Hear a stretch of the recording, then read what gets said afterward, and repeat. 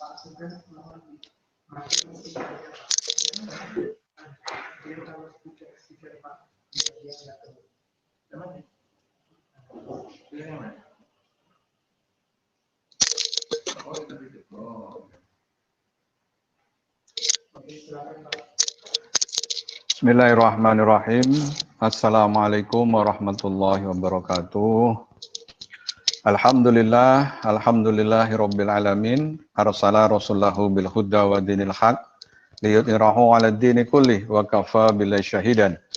Asyhadu an la ilaha illallah wahdahu la syarikalah wa asyhadu anna Muhammadan abduhu wa rasuluh. Allahumma shalli wa sallim wa barik ala sayyidina Muhammadin nabil ummi wa ala alihi wa sahbihi wasallim. Alhamdulillah, kita memanjatkan rasa syukur kita kehadirat Ilahi Robbi yang telah melimpahkan berbagai nikmat kepada kita sekalian, sehingga pada sore hari ini kita bisa bertemu di dalam rangka pengajian, yaitu Forum Pengajian Universitas Gadjah Mada, yang insya Allah akan bersama dengan Bapak Kiai Haji Ahmad Bahoudin Nur Salim, yang kita kenal dengan Gus Baha. Sholawat dan salam semoga terlimpah kepada junjungan kita Nabi Agung Muhammad Sallallahu Alaihi Wasallam beserta para keluarga, para sahabat, dan insya Allah sampai kepada kita sekalian. Allahumma amin. Untuk memperlancar acara Forum Pengajian Universitas Gadjah Mada, mari kita awali dengan membaca basmalah bersama-sama. Bismillahirrahmanirrahim. Insya Allah dengan bacaan basmalah maka acara dari awal sampai akhir akan berjalan dengan lancar dan senantiasa memperoleh keberkahan dari Allah Subhanahu wa Ta'ala. Selanjutnya akan ada sambutan. Sambutan yang pertama akan disampaikan oleh yang terhormat Profesor Nizam selaku Ketua Forum Pengajian Universitas Gadjah Mada. Kepada Profesor Nizam dipersilahkan. Terima kasih Ustadz Sentot. Yang saya hormati Kiai Haji Ahmad Bahoudin Nur Salim, Gus Baha. Yang saya hormati Pak Rektor serta seluruh pimpinan Universitas Gadjah Mada, rekan-rekan dekan dan seluruh sivitas akademika yang berbahagia. Adik-adik mahasiswa sekalian, Assalamualaikum warahmatullahi wabarakatuh. Innal hamdalillah nahmadu wa nasta'inuh asyhadu an la ilaha illallah wa asyhadu anna Muhammadan abduhu wa rasuluh. Allahumma sholli wa sallim wa barik ala Muhammad wa ala alihi wa sahbihi ajmain. Amma ba'du. Sore hari ini alhamdulillah kita semua bisa bersilaturahmi meskipun lewat layar HP, layar komputer, dalam keadaan sehat walafiat, semua dalam lindungan Allah SWT. Satu kebahagiaan yang kita alami di sore hari ini, kita bisa bersilaturahmi dengan Gus Baha untuk mendengarkan tausiah-tausiah beliau di tengah akhir Ramadan ini. Insya Allah kita semua dalam menjalani ibadah Ramadan ini mudah-mudahan selalu mendapatkan ridho, berkah, hidayah, inayah dari Allah SWT dan mendapatkan maghfirahnya. Kami atas nama pengurus Forum Pengajian Gadjah Mada menyampaikan terima kasih jazakumullah khairan untuk Gus Baha yang telah berkenan untuk berbagi ilmu di sore hari ini. Saya tidak berpanjang kata karena kita sangat mengharapkan nanti mendapatkan tausiah dari Gus Baha, dan pada seluruh peserta pengajian juga TV NU, saya ucapkan terima kasih atas kehadiran kita baik secara fisik maupun kehadiran hati kita di sore hari ini. Mudah-mudahan kita semua selalu dalam lindungan Allah dan kita semua bisa melewati pandemi COVID-19 ini dengan baik dan diberikan kemudahan. Terima kasih. Wassalamualaikum warahmatullahi wabarakatuh. Waalaikumsalam warahmatullahi wabarakatuh. Terima kasih Prof. Nizam atas sambutannya selaku Ketua Forum Universitas Gadjah Mada, Forum Pengajian Gadjah Mada. Selanjutnya akan disampaikan sambutan Rektor Universitas Gadjah Mada kepada yang terhormat Bapak Profesor Panut Mulyono, dipersilahkan. Matur nuwun Pak Ustadz Sentot, Assalamualaikum warahmatullahi wabarakatuh. Alhamdulillahirabbil alamin. Assalatu wassalamu ala asrofil anbiya wal mursalin sayyidina wa maulana Muhammadin wa ala alihi washabihi ajmain, amma ba'du. Yang saya hormati dan saya banggakan Gus Baha, yang saya hormati Prof. Nizam, Ustadz Sentot, dan adik-adik mahasiswa, seluruh peserta pengajian, Bapak Ibu Dekan, Bapak Ibu dosen, Bapak Ibu tendik yang saya muliakan. Pertama, marilah kita panjatkan puji syukur kehadirat Allah Subhanahu wa Ta'ala, karena dengan rahmat, taufik dan hidayahnya sore hari ini kita dapat bersilaturahmi dalam acara pengajian Universitas Gadjah Mada.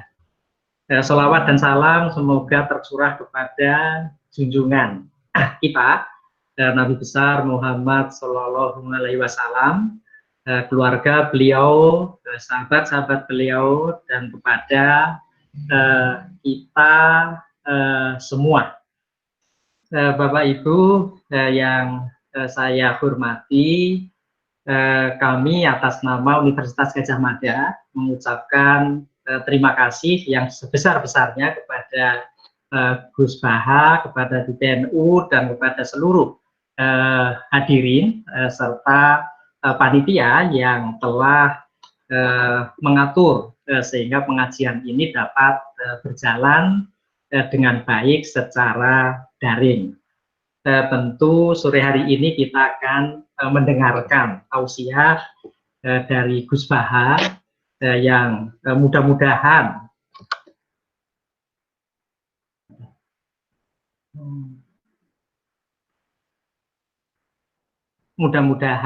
akan meningkatkan keilmuan kita, memperkuat keimanan kita, dan memberikan peningkatan terhadap ketakwaan kita. Ramadan tahun ini berbeda dengan Ramadan tahun yang lalu karena kita semua berada pada suasana pandemi COVID, sehingga warga bangsa bekerja dan beribadah di rumah.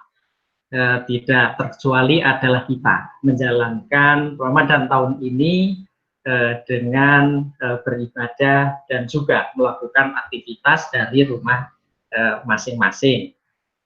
Mudah-mudahan pandemi COVID ini segera berlalu dan kita dapat segera menjalani kehidupan seperti sedia kala. Terima kasih. Amin. Amin.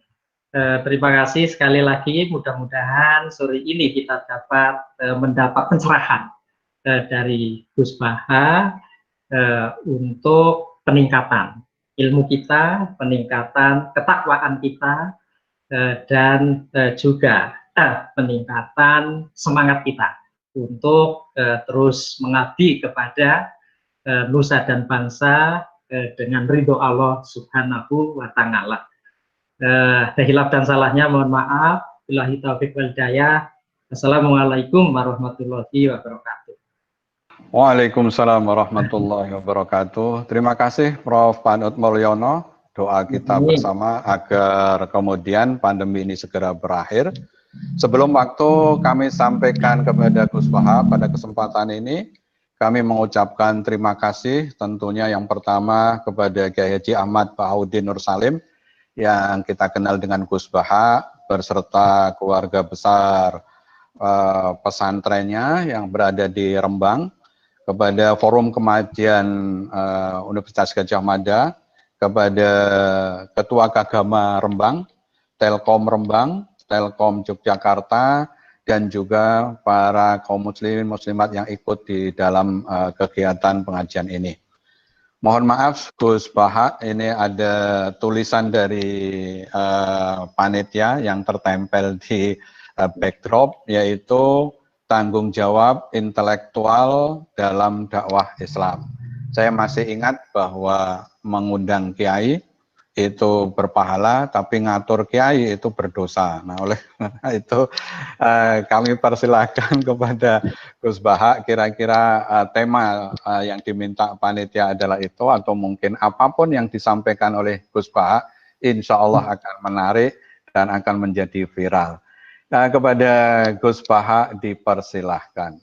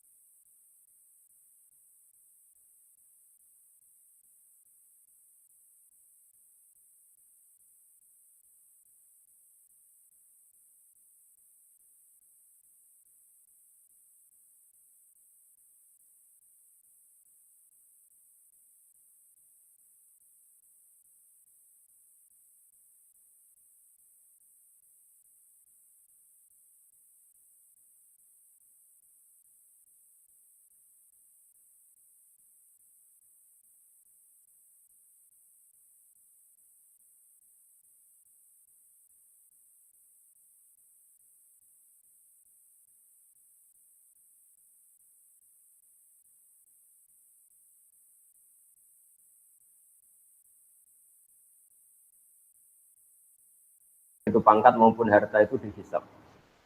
Hingga akhirnya banyak ulama yang milih miskin. Dulu miskin itu pilihan karena takut hisab.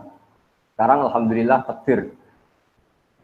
Nah, tapi teori itu ketika Imam Syafi'i berguru sama Imam Malik setelah wisuda, mungkin kalau sekarang termasuk kumplot, kata gurunya kamu harus mengaji lagi sama namanya Muhammad bin Hasan As-Syaibani.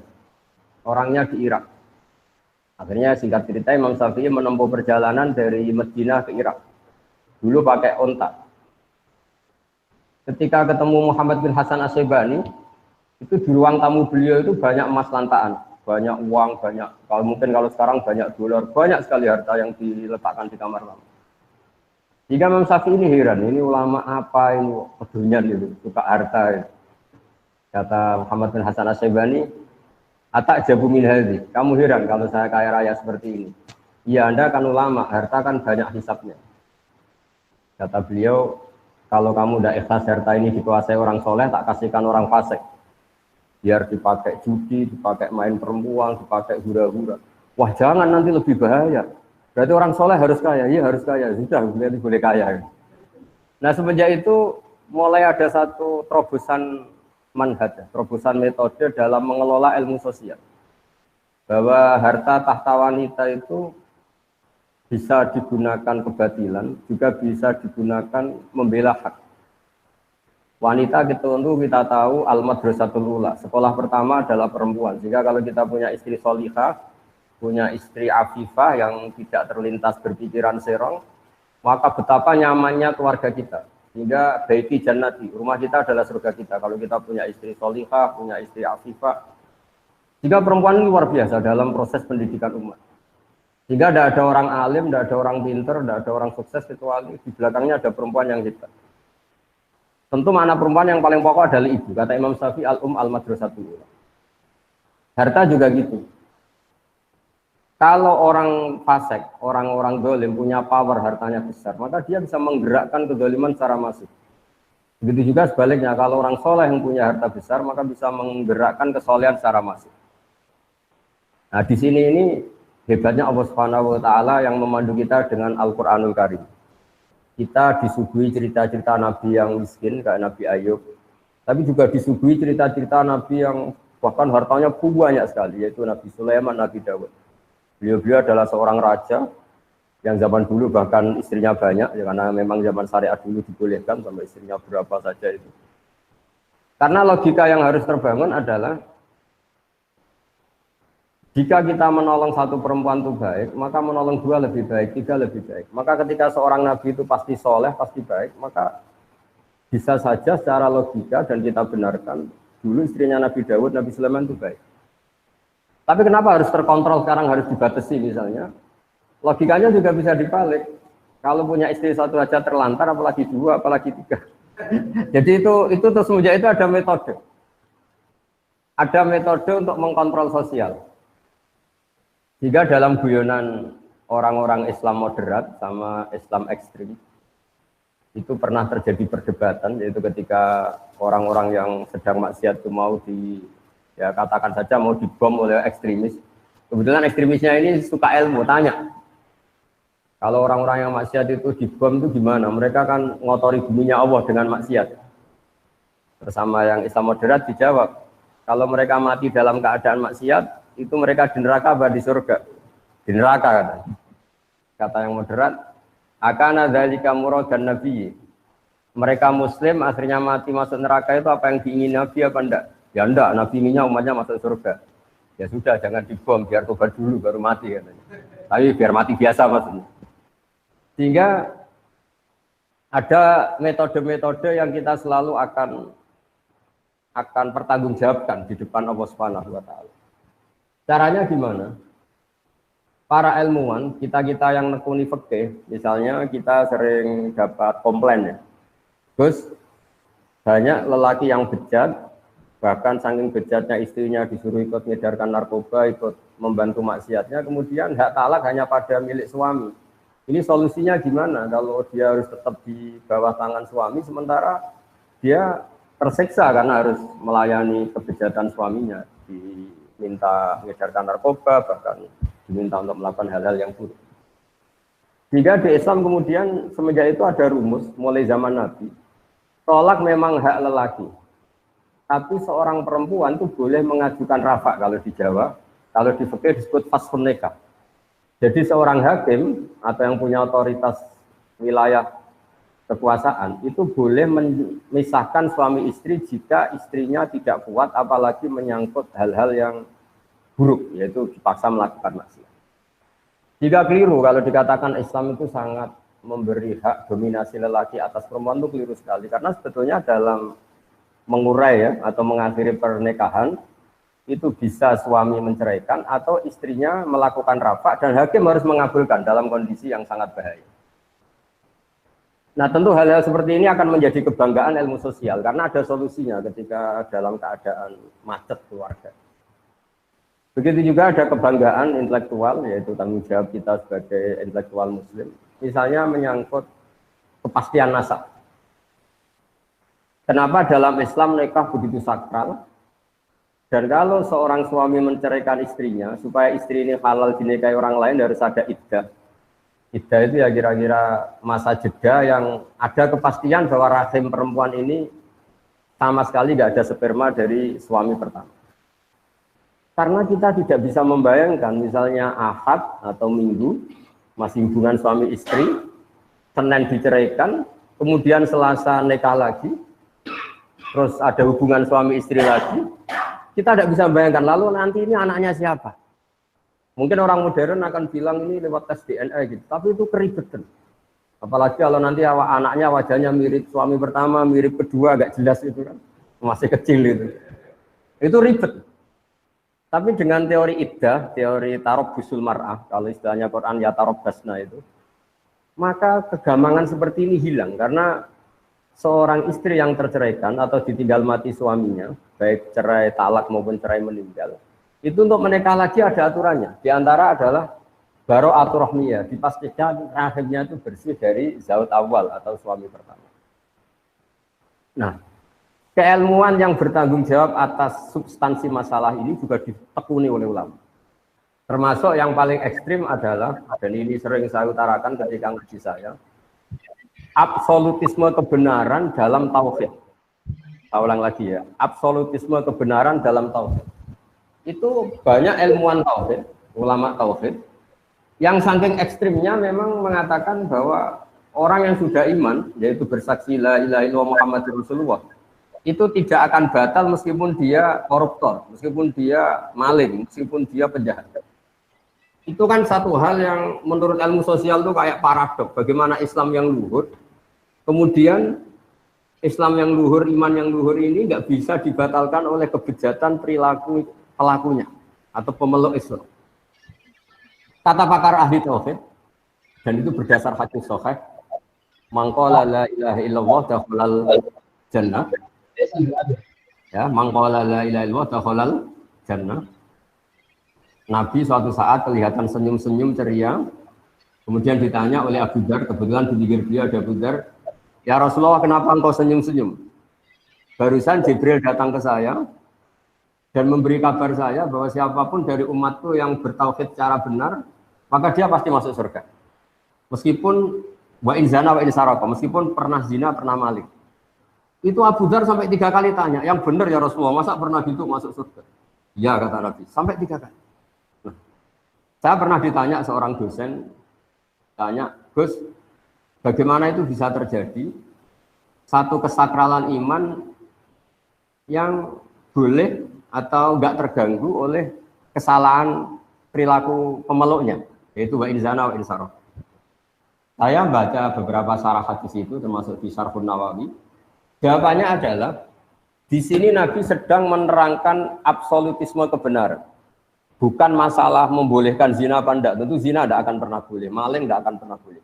Tapi Nabi ingin mengatakan absolutisme kebenaran itu enggak terganggu oleh pelakunya.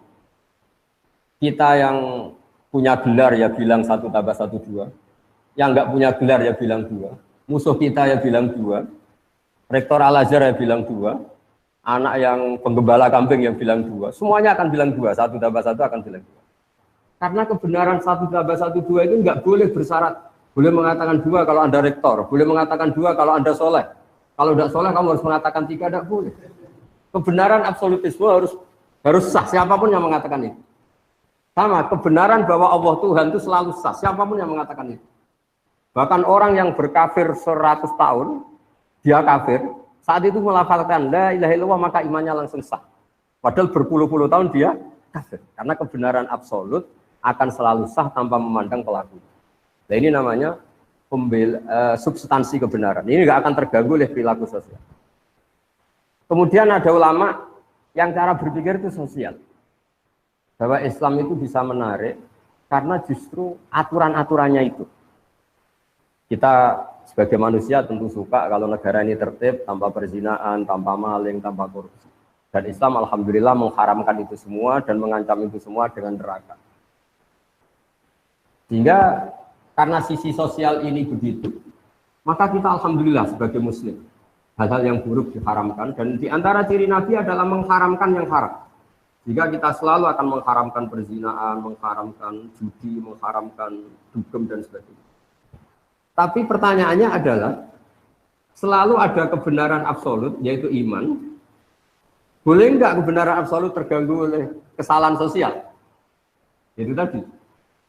Kalau kebenaran absolut, ya sudah nggak boleh diganggu oleh apapun, termasuk tadi. Kita mengatakan 1 tambah 1 2. Orang baik yang bilang 2, orang buruk yang bilang 2, setengah baik, setengah buruk yang akan bilang 2.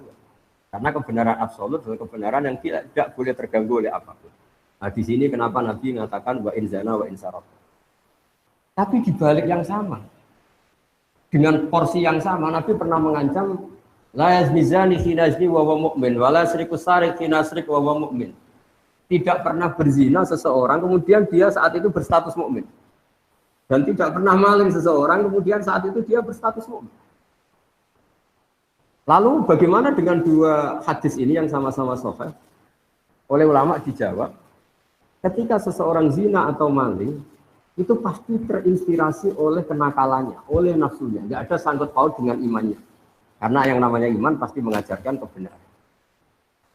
Nah, di sini kemudian ada kelompok besar dalam mazhab Islam, ada ahli sunnah wal jamaah yang berkeyakinan Islam, iman adalah satu keyakinan absolut, sehingga kalau orang salah, dia tetap salah saja, tapi tidak sampai menjadi kafir. Ada kelompok Khawarij yang mengatakan setiap kesalahan besar menjadikan seseorang kafir. Kita sekarang bikin analogi.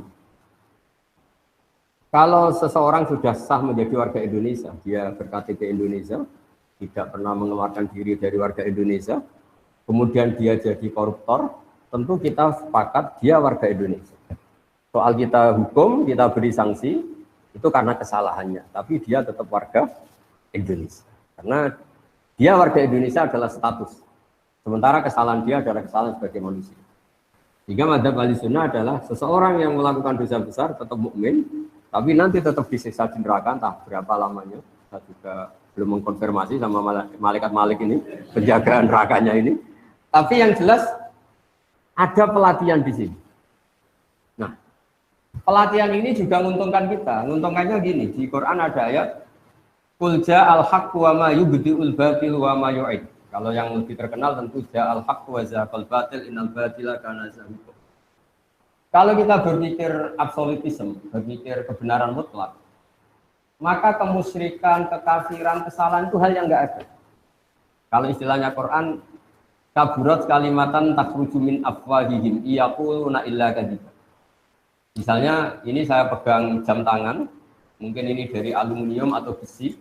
Terus saya mengatakan begini, jam tangan saya ini dari kayu. Maka kalimat ini tidak menjadi kalimat opini, tapi menjadi satu kesalahan. Karena itu kalimat yang salah. Nah, jika kalau Tuhan itu hanya Allah, maka hakikat yang ada ya Tuhan itu hanya Allah, bukan yang lain. Sehingga apapun banyaknya orang musyrik itu dianggap nggak ada. Wa ma yubdi'ul batil wa ma yu'id. Sesuatu yang batal, yang nggak benar, itu pasti nggak ada. Karena tadi, fakta bahwa jam ini dari kayu adalah nggak ada. Meskipun yang mengatakan ada. Mungkin yang mengatakan itu karena salah ucap, atau kebodohan, atau keyakinan yang keliru. Tapi hakikat ini tidak. Jadi di sini hebatnya Islam. Islam pertama datang termasuk wa'allama adamal asma. Pertama Nabi Adam diajari adalah menamai sesuatu sesuai proporsinya, sesuai statusnya. Jadi andaikan dari dulu orang kafir Quraisy mengatakan, wah ini pahatan batu dari Magelang gitu, atau ini batu dari Ponorogo, jenis batunya ini, pemahatnya ini, harganya ini. Mungkin mereka hanya bilang ini batu yang dipahat. Tapi gara-gara ini diberi gelar, diberi penamaan manat, pemberi, al-uzza, ini satu hal yang agung, satu hal yang besar, hubal. Sehingga terus orang itu gampang, wow kalau saya melecehkan ini pasti saya kualat. Tapi hakikatnya ini tetap batu. Nah, jika apakah ada Tuhan selain Allah? Ya jawabannya tidak ada, karena selalu Tuhan hanya Allah Subhanahu wa Ta'ala. Tapi apakah ada orang yang menuhankan selain Allah? Hanya. Ini dibedakan antara hak selalu satu. Ya hak selalu satu dan kebatilan selalu nggak ada. Tapi yang mengatakan ada, yang meyakini ada, tapi kebatilan sendiri. Ini banyak juga ulama yang spesial membela ja'al haqqu wa zahaqal batil. Seperti saya mengatakan baju saya ini putih. Ya sudah putih. Kok banyak satu dunia mengatakan baju saya hitam, itu tidak punya pengaruh. Baju saya menjadi hitam tentu putih. Karena kebenaran absolut akan ada, punya eksistensi. Disebut ja'al haqqu wa zahaqal batil. Yang batil pasti nggak ada. Memang itu tidak faktual. Kemudian ilmu sosial atau ilmu yang didiktekan karena satu hal tertentu ini punya pengaruh. Yaitu misalnya sesuatu ini putih. Gara-gara mata kita rabun mengatakan itu hitam. Atau sesuatu itu hitam karena kita punya penyakit tertentu di mata kelihatan biru. Nah, di sini ya, kalau ulama mengatakan mulai ada hijab. Sebetulnya manusia tahu bahwa Tuhan hakiki adalah harusnya Tuhan yang awal. Karena nggak mungkin langit bumi ini diciptakan sesuatu yang lebih terbelakang dari langit bumi. Sehingga Allah mensifati dirinya al-awwal. Namanya pencipta harus wujud lebih dulu, al-awwal. Karena langit bumi ini adalah wujud, punya eksistensi, maka penciptanya harus lebih punya eksistensi. Kalau dalam bahasa pesantren disebut wajibul wujud. Kalau yang diciptakan saja ada, maka yang menciptakan pasti ada. Jika alam raya ini tidak dimulai dari nihilisme, ketiadaan, tapi dimulai dari yang ada. Yang ada ini oleh kita, zaman kita kecil ngaji, ujian wujud idam bapak. Karena eksistensi pertama seorang pencipta adalah harus wujud, harus punya eksistensi. Ini juga ada yang menekuni sendiri, namanya ilmuwan-ilmuwan tauhid. Menekuni satu kebenaran absolut yang tidak boleh terdikte oleh ilmu-ilmu sosial.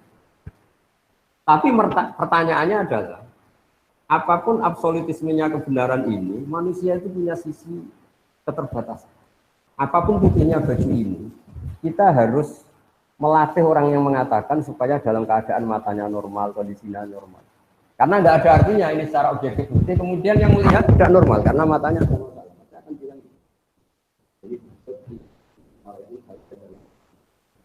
Jadi kalau ada satu kesalahan, pasti ada problem.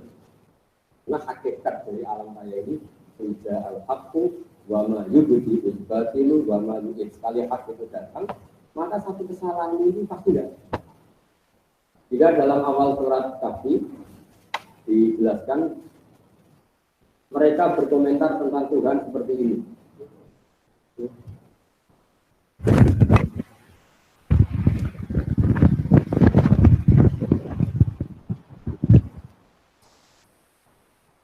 Ya, saya teruskan.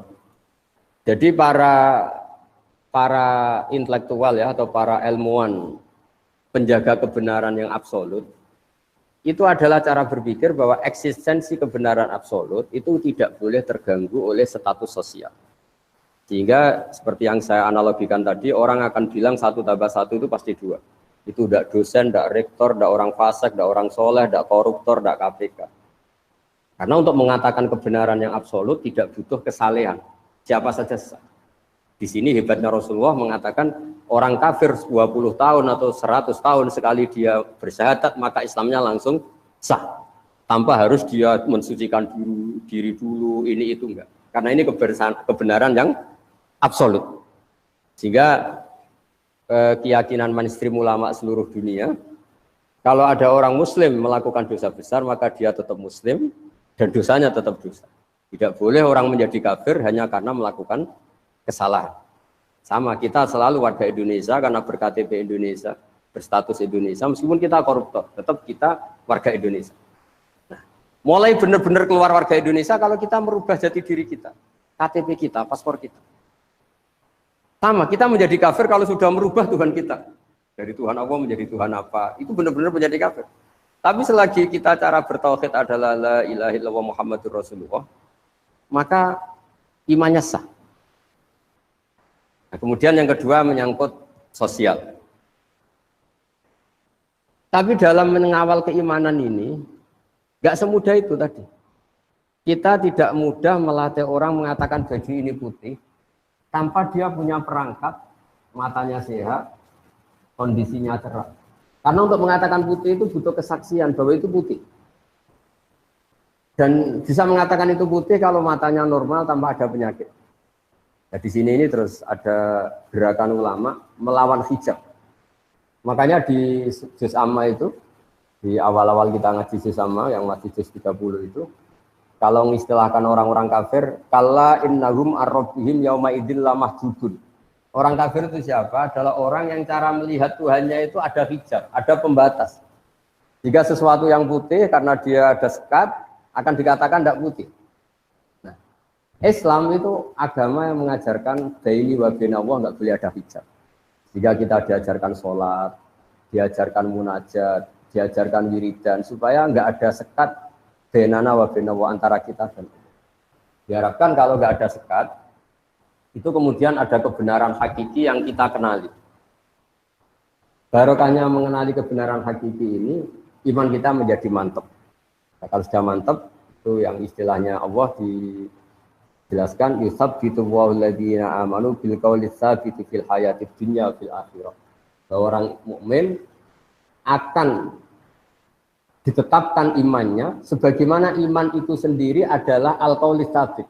Memang statement atau satu status atau satu fakta yang nyata.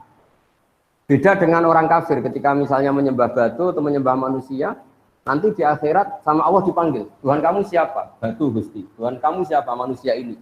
Mana itu? Setelah dipertontonkan ternyata mereka ada siapa-siapa. Ini yang disebut mereka didatangkan bersama Tuhan-Tuhan yang mereka sembah. Wadalla anhum ma kanu yaftarun. Kemudian ini semua enggak ada guna.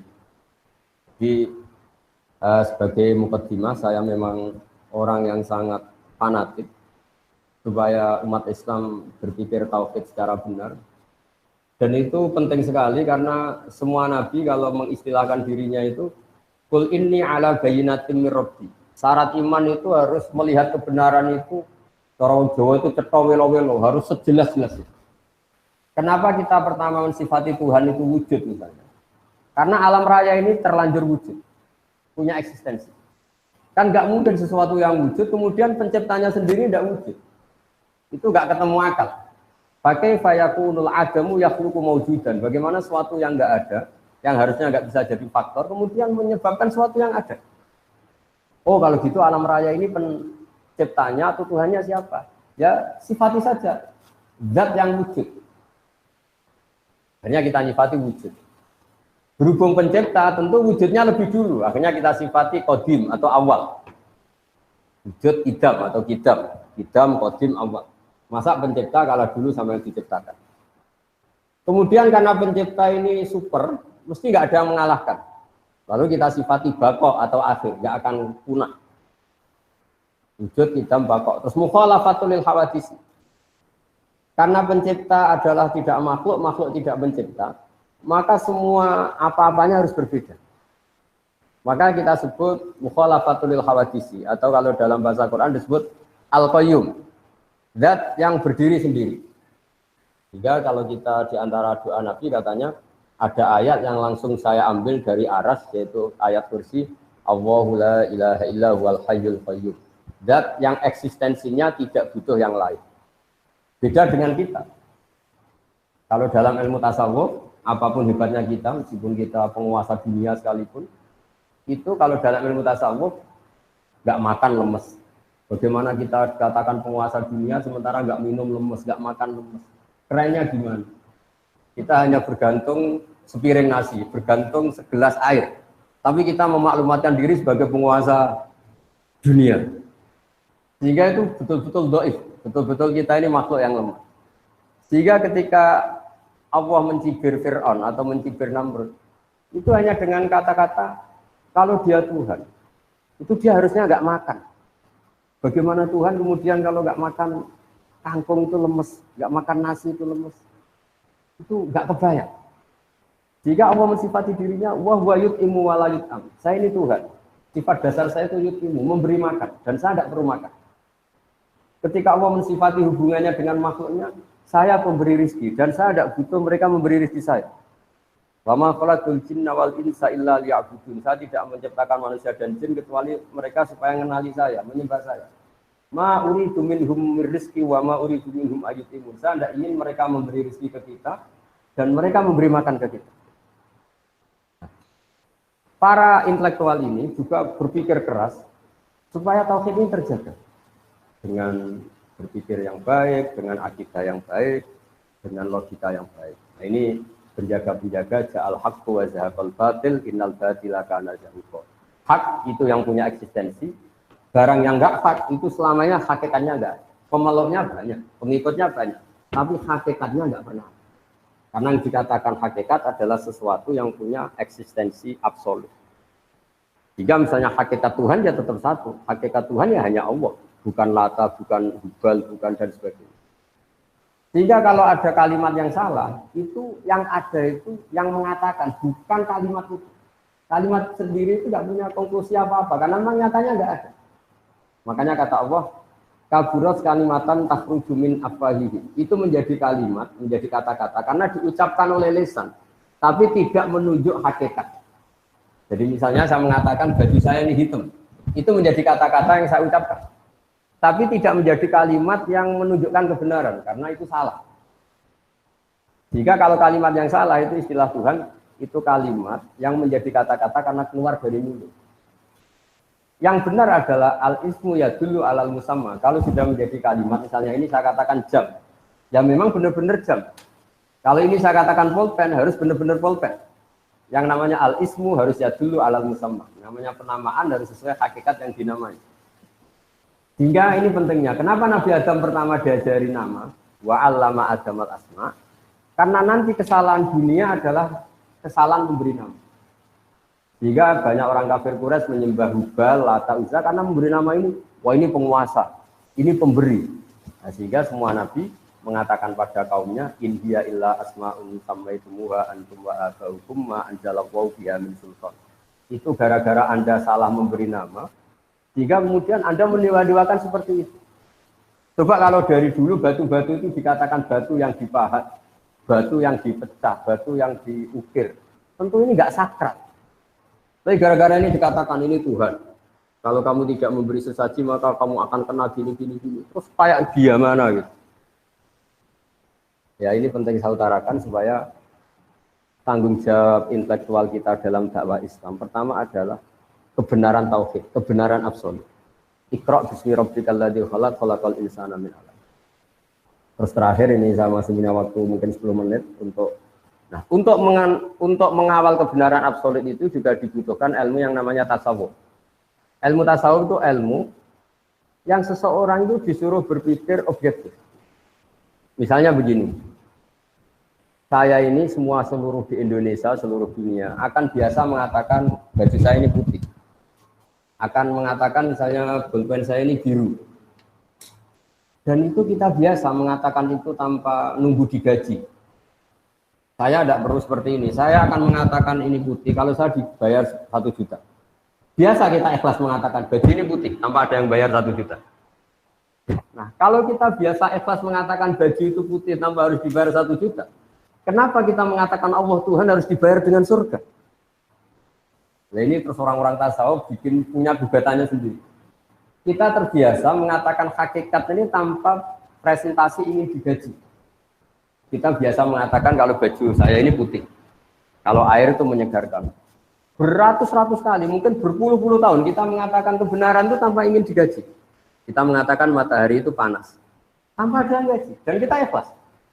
Tapi kenapa ketika kita mengatakan Tuhan itu Allah dan Allah itu Tuhan, harus digaji dengan surga? Nah itu terus kemudian orang-orang tasawuf punya riwayatnya sendiri. Ketika Allah gojlok sama orang-orang soleh, masyhur itu hadis qudsi. Ada orang-orang soleh ditanya sama Allah, kamu menyembah saya karena apa? Ya karena saya ingin masuk surga ya Allah. Yang satu ditanya, kamu menyembah saya karena apa? Karena saya takut masuk neraka ya Allah. Kata Allah, laulam akhluk jannatan wala naron alam akun ahlan an uto'a. Saya ini Tuhan, berarti kalau saya tidak menciptakan surga, saya tidak menciptakan neraka, terus saya tidak layak ditaati. Nah, terus akhirnya ya tetap harus ditaati ya sudah, berarti karena saya. Nah ini terus ke hakikat. Ya naif kita tadi, kalau kita mengatakan baju ini putih nggak digaji kita mau. Kenapa untuk mengatakan Allah Tuhan harus nunggu digaji? Sehingga orang-orang tasawuf punya sekian cerita, misalnya Nabi Isa jalan-jalan ke satu daerah, situ ada orang yang sangat kurus, sangat karena nggak pernah tidur, kalau siang puasa ditanya, kenapa kamu ibadah sampai seperti itu? Karena kita ingin masuk surga. Terus jalan lagi ketemu orang yang sejenis itu, ditanya, kenapa kamu sampai sekurus itu? Karena kita takut neraka. Terus ketemu kelompok ketiga, wajahnya happy, tidak terlalu kurus, konstruksi badannya yang normal semua. Kenapa kamu asik? Karena saya mencintai Tuhan yang punya semuanya. Akhirnya Nabi Isa bilang yang dua kelompok tadi, makhlukon rojautum wa makhlukon fiktum. Kamu yang kamu harap-harap hanya makhluk, yang kamu inginkan juga makhluk, yang kamu takuti juga makhluk. Yang benar ini takut yang punya makhluk itu semua, takut yang punya surga, yang punya. Nah, jadi lewat pengajian ini atau ngaji ini saya karena UGM tentu masyhur ya, terkenal sekali dengan kajian keilmuannya. Saya mohon dalam bertauhid itu harus sampai kul inni ala bayyinati min rabbi, bahwa saya bertauhid itu harus benar-benar punya logika yang absolut, punya logika yang kuat, punya logika yang permanen. Di surat Al-Bayyinah juga diistilahkan lam yakunil ladzina kafaru min ahlil kitab wal musyrikin munfaqina hatta ta'tiyahumul bayyinah. Bainah itu siapa? Rasulun minallah yatslu suhufan mutahharah. Jadi dulu orang-orang kafir itu akan nyaman dengan kekafirannya, nggak pernah tercerabut dari cara berpikir kekafiran. Kita tahu kafir Quraisy itu penyembah berhala dan jumlahnya banyak, ada Lata, Uzza, Hubal, Manat. Itu mereka cara berpikir, ya Muhammad, kalau urusan kita banyak, problem kita banyak, Tuhannya harus banyak dong. Masa problem kita banyak, Tuhannya satu? Itu mereka nggak bisa nerima konsep Tuhan satu.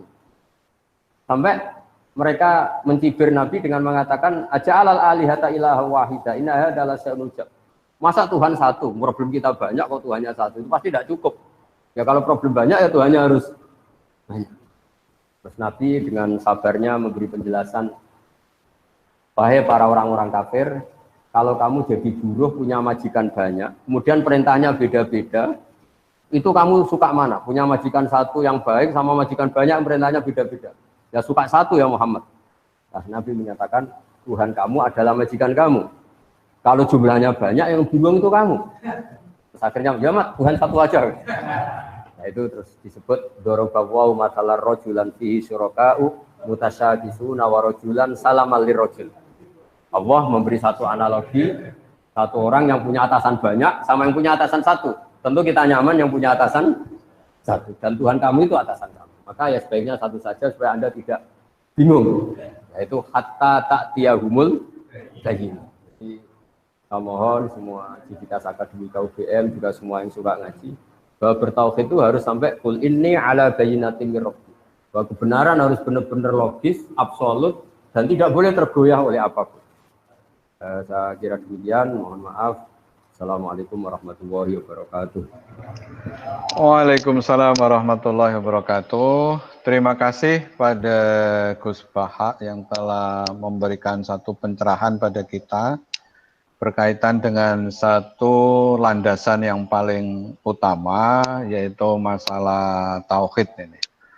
Saat ini ada yang bertanya terkait dengan judul yang disampaikan, yaitu tanggung jawab intelektual. Tentu di sini adalah intelektual Muslim dalam dakwah Islam, yaitu berkaitan dengan kira-kira sejauh mana sih kita ini kemudian memiliki peran dakwah. Karena kalau kita lihat ini Gus Baha ini kan gimana ya, orang yang kemudian begitu rileksnya, begitu enaknya tatkala kemudian menjawab gitu loh.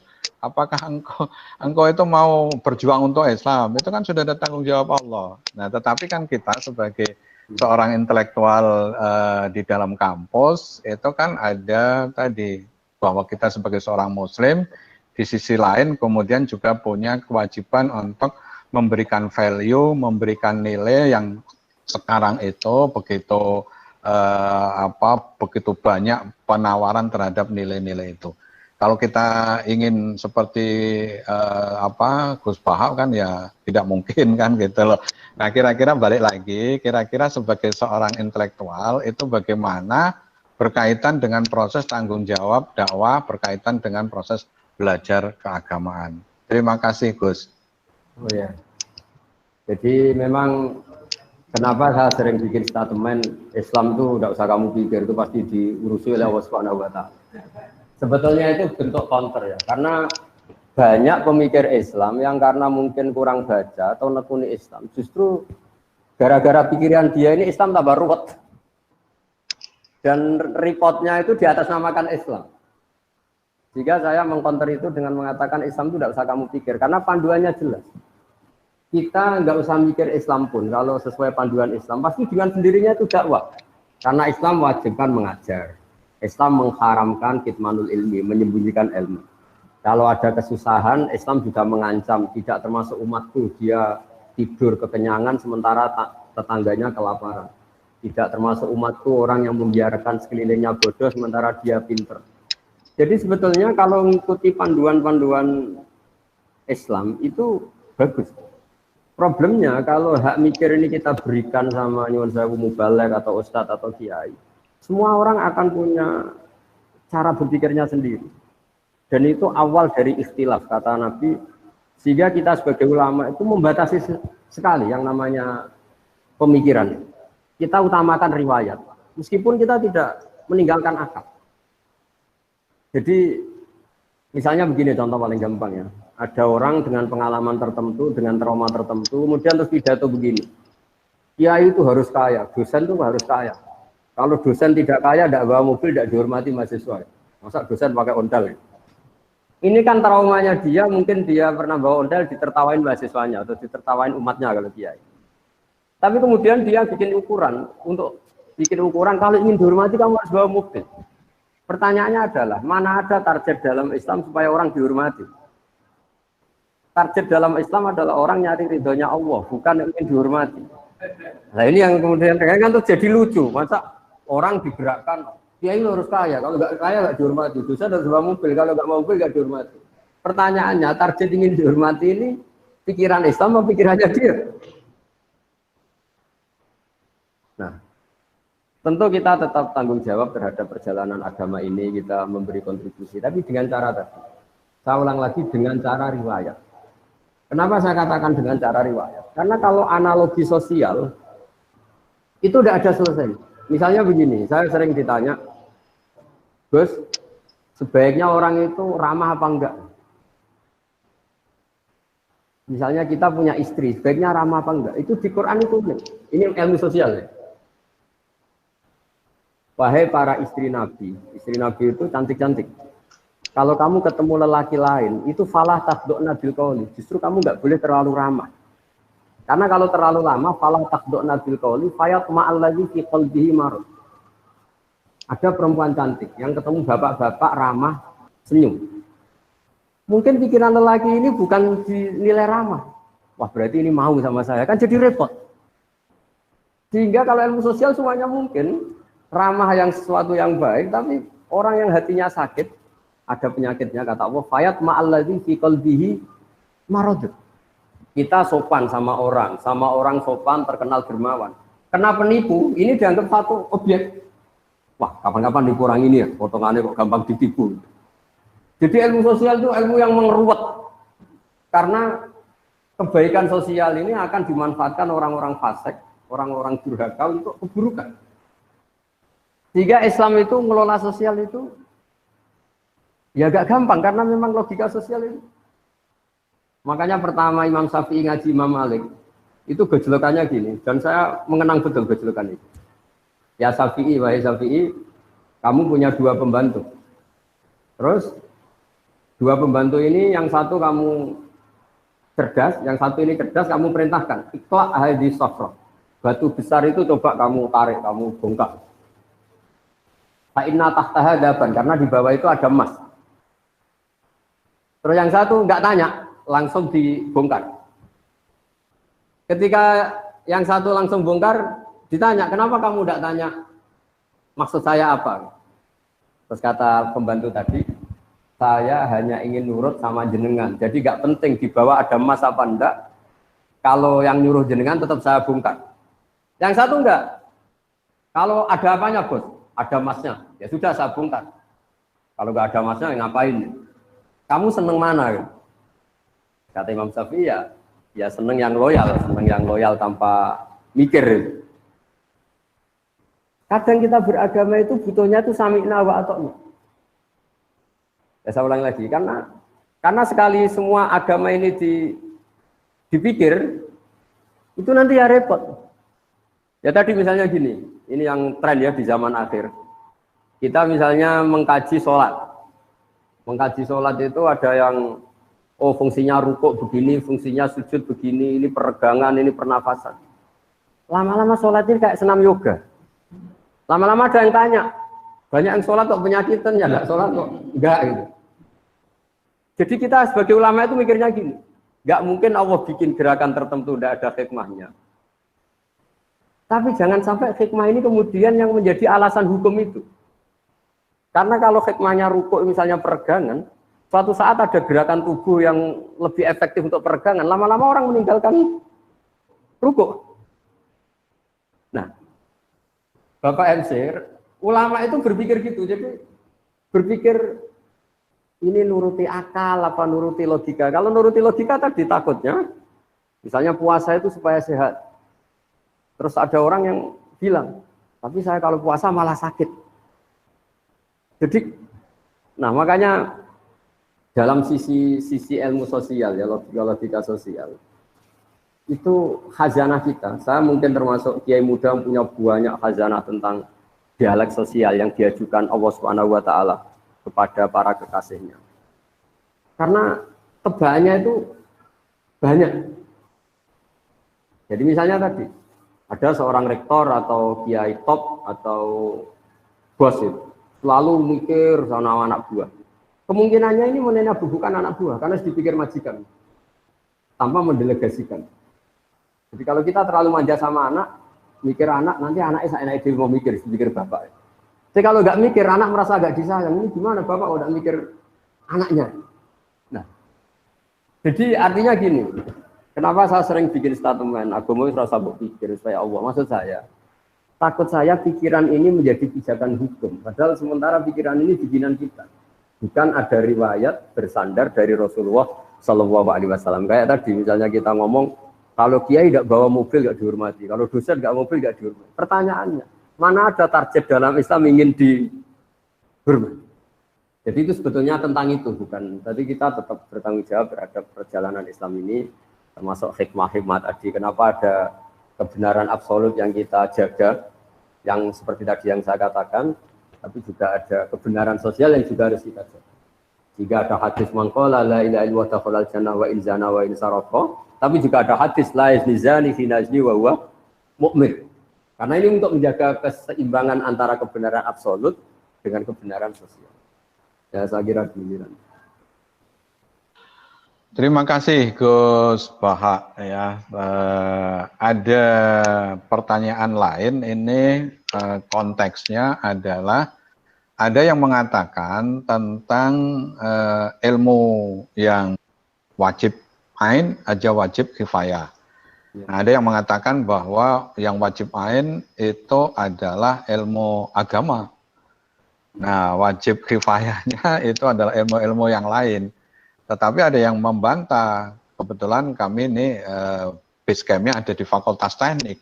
Bukankah orang tua itu mengirim belajar ke Fakultas Teknik? Atau sebaliknya, kami dari Fakultas Psikologi bahwa wajibnya itu psikologi. Nah, pemahaman tentang ilmu yang wajib ain, wajib kifayah berkaitan dengan tadi tanggung jawab, kalau itu intelektual muslim atau mungkin sebagai mahasiswa muslim, itu esensinya seperti apa, Gus? Terima kasih. Saya kira demikian. Jadi kita yang nekuni Al-Quran ya, saya akan nekuni tafsir ya. Sebetulnya dikotomi itu memang nggak pernah ada ya. Misalnya kita yang nekuni ilmu astronomi ya, atau falak ya. Kan lalu misalnya ilmu astronomi dianggap itu ilmu umum. Ilmu geologi juga dianggap ilmu umum. Padahal kita yang nekuni tafsir, itu ya biasa bicarakan misalnya waladzi ja'ala syamsa diya awal qamara nuran wa qaddarahu manazila li ta'lamu 'adada sinin awal hisab. Bahwa Allah yang menciptakan sedemikian rupa bahwa al-qamar rembulan punya sekian manazil, yang dengan manazil itu li ta'lamu 'adada sinin awal hisab. Kamu tahu hitungan waktu. Artinya kalau yang dikatakan Quran pasti itu namanya ilmu agama dong. Tapi disiplin ini kemudian dikatakan ilmu umum. Misalnya menyangkut biologi. Dari awal Allah mengatakan wa fil ardi qita'um mutajawirat, bahwa konstruksi bumi ini lempengan-lempengan, karena kita itu jamaknya qit'ah. Bumi ini lempengan-lempengan yang saling berdampingan. Jadi dari awal kalau dalam bahasa Arab bumi diciptakan Allah tidak basitoh, tidak satu elemen. Tapi qita'um mutajawirat, satu lempengan-lempengan yang dipasang. Makanya potensi gempanya tinggi. Nah, kemudian setelah ilmu agama itu identik dengan caranya sholat, caranya haji, dan ilmu umum itu yang menekuni alam. Kemudian mulai itu ada dikotomi bahwa ilmu umum itu tidak agama, agama ada ilmu umum. Sebenarnya kita yang nekuni tafsir, nekuni Quran itu nggak ada. Ya tapi ini ya sudah memang. Sosial juga sama. Misalnya negara mewajibkan memikir rakyatnya. Misalnya. Di kita, kaidah fikih kita juga tasarruful imam ala ra'iyah manutun bil maslahah, bahwa hubungannya imam presiden dengan rakyat adalah hubungan kemaslahatan. Dan kita juga punya aturan-aturan kalau presiden atau waliul amri memerintahkan sesuatu yang tidak maksiat, kita wajib loyal.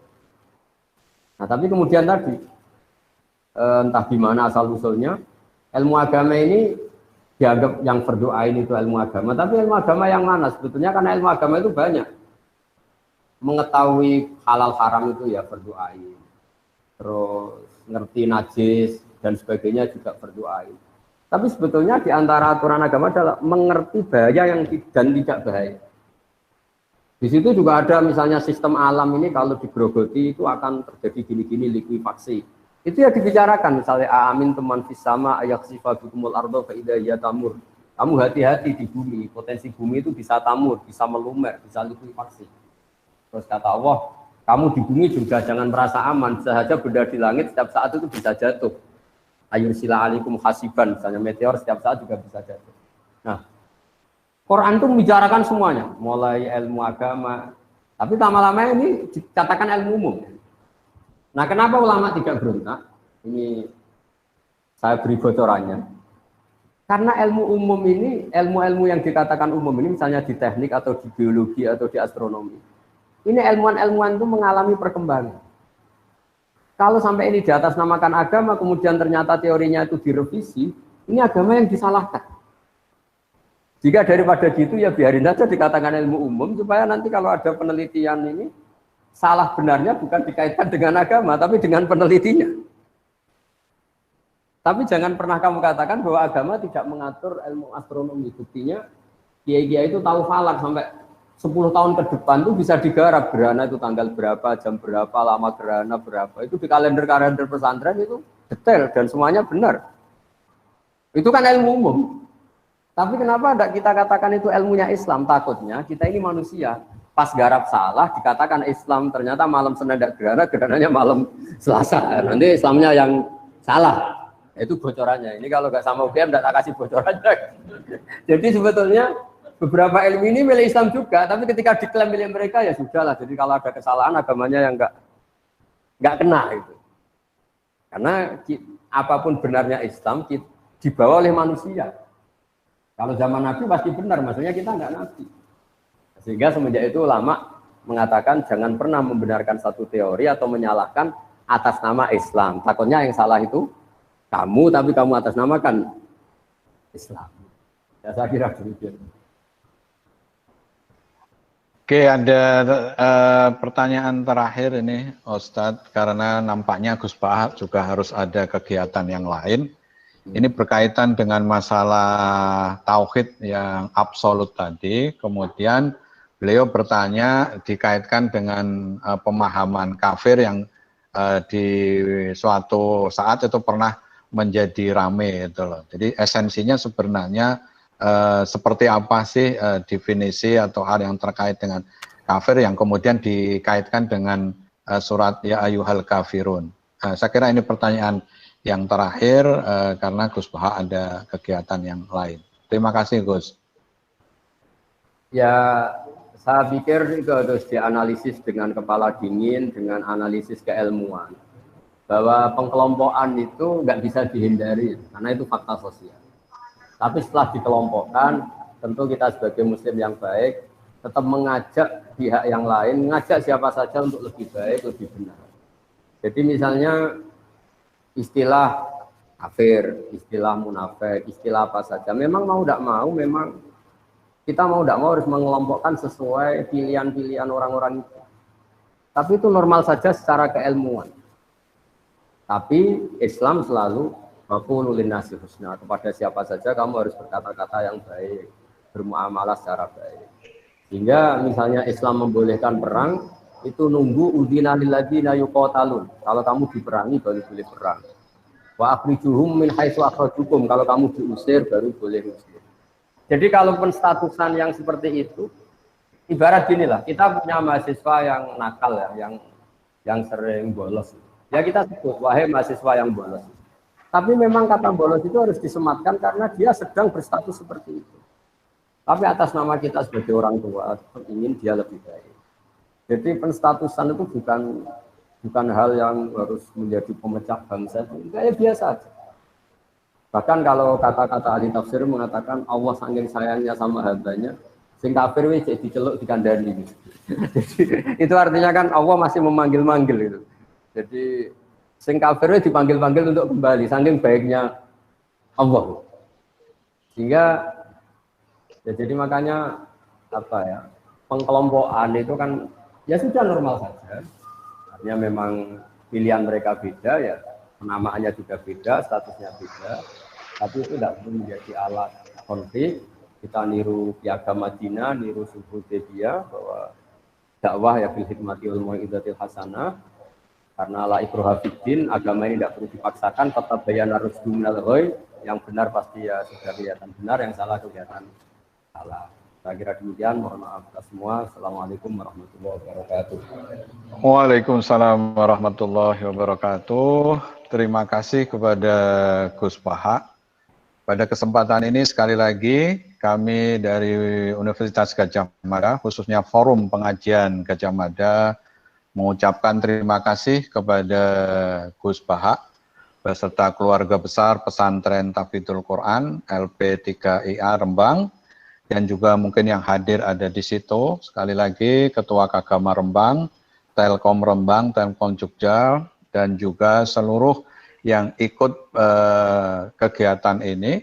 Mudah-mudahan ini memberikan satu semangat di era yang sekarang ini ya saling tadi berkaitan dengan dimensi-dimensi keagamaan dan juga dimensi-dimensi yang terkait dengan keberadaan wabah ini.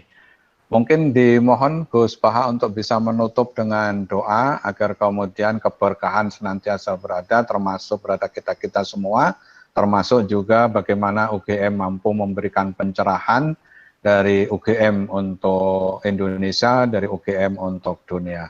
Silakan Gus. Bismillahirrahmanirrahim. Nahmaduka ya Rasul ya syukurna salli wa sallim ala sayyidina Muhammad wa ala alihi wa barik wasallam asma'in. Allahumma ja'alna ya Allah hadina mahdiyin muhtadin ghayra dhalina wa la mudillin.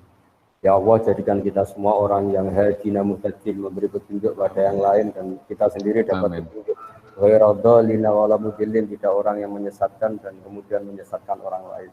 Allahumma ya wa irham mata habibika Muhammad wa asli mata habibika Muhammad wa tajawaz an mata habibika Muhammad.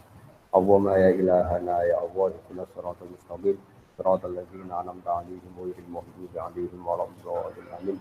Nas'aluka bi anna lakal hamda la ilaha illa anta al-hanan al-mannan ya badi'as samawati wal ardi ya hayyu ya qayyum ya dzal jalali wal ikram.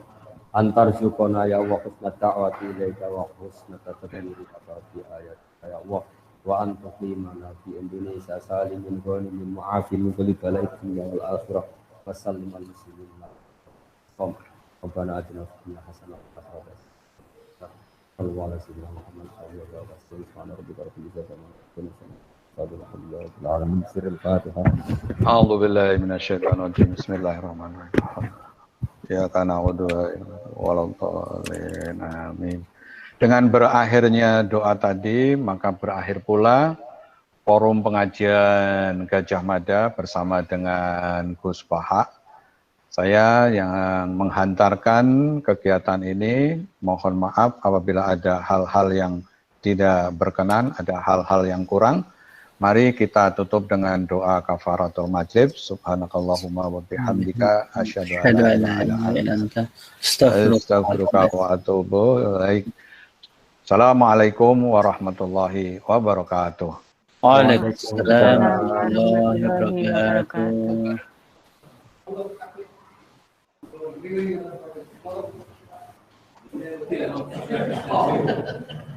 Kalau